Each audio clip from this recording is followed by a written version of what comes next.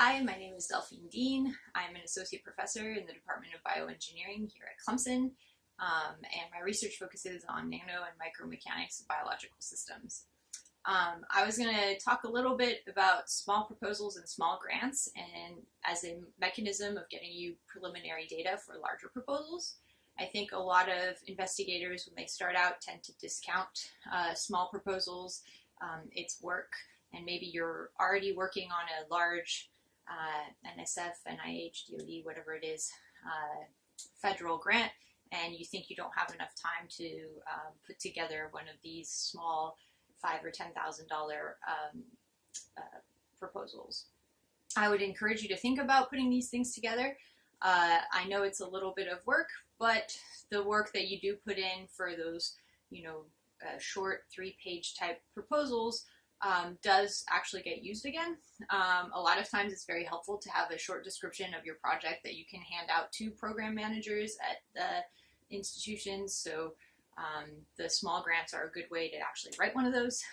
In addition, they will provide seed funding that will help you get the preliminary data you need for larger federal grants.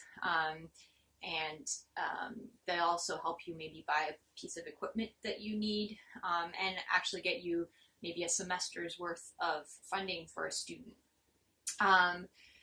In addition, I think one thing that people tend to forget is that when you do go up for a large federal grant, it does look good to the reviewers that you have some kind of track record of funding, and a small grant on your current and pending is better than nothing.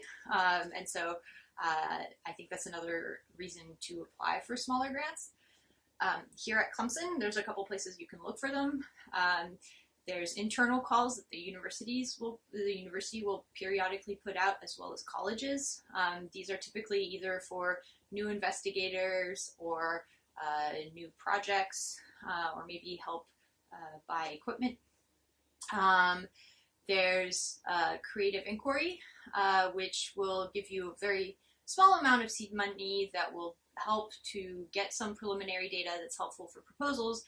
And if you're applying for NSF, since it's undergrad research, it will actually help build that piece of the broader impact for you pretty much automatically. At the state level, there's the EPSCoR office that also has calls for kind of smaller one-year type projects that you can apply for.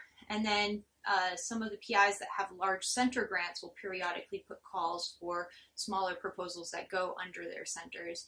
So I would encourage you to apply to these proposals. Think about it. It's not a waste of time. They actually are very helpful, and you can actually get a lot of good data using these kinds of mechanisms, and that will help get larger proposals.